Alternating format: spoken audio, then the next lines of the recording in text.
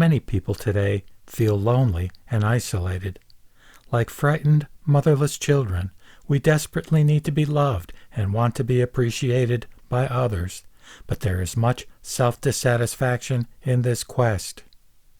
We mistake our blind reactions of attraction and repulsion for real life, when, in fact, we have fallen into a benighted condition, being led merely by our emotions and sense experience.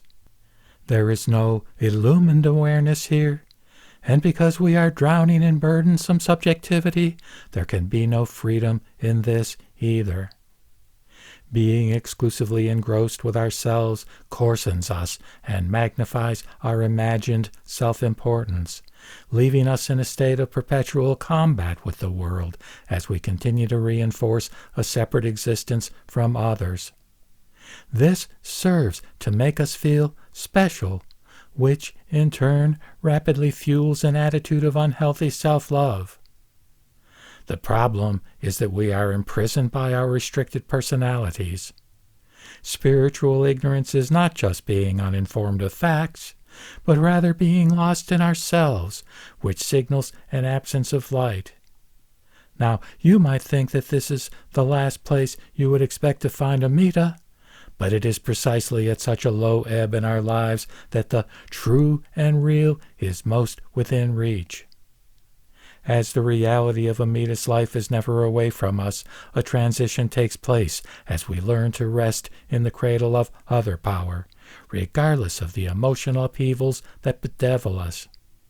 In allowing ourselves to be willingly filled and governed by this reality, our thoughtless responses to life start to decrease, and we cease our senseless strife with others. The transforming presence of Shinjin graciously intrudes into and stabilizes our anxious hearts. In this way, Amida becomes the true parent to all beings.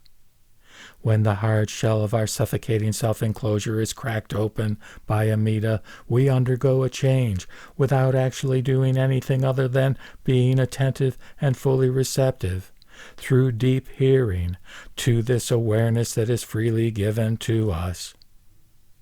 Our cold hearts start to melt as we lose ourselves in this all-encompassing embrace that urges us to surrender to it. As a result, we come to see ourselves in a more objective light that has nothing to do with our self-regard, and which gives us the strength to face the vexations of life with greater confidence. Furthermore, we naturally acquire the virtues of humility, self-control, contentment, and simplicity as we come to see the extent of our spiritual powerlessness. This is the basis for a truly contemplative life. We are no longer shaken by hurt, guilt, or a sense of inferiority, and we neither dramatize nor suppress our feelings. Thanks to the working of other power, we are able to remain spiritually firm in the face of our trials without self-condemnation. The primal vow seeks to make us soft and gentle in body and mind, and this can have a salutary effect on relations with our fellows. In the light of its wisdom, we come to realize that we can never truly love selflessly, and yet we see at the same time that Amida's love and concern for all sentient beings, in contrast to our own, is completely unconditional. In fact, the love and care we wish, in our nobler moments, to bestow on others cannot actually have its foundation in the ego, but only in the presence of Amida's light working in our hearts. When this powerful insight is given to us, what do you suppose that does to our corrosive hatred of others? It must surely incline us toward a tender goodwill directed at everyone.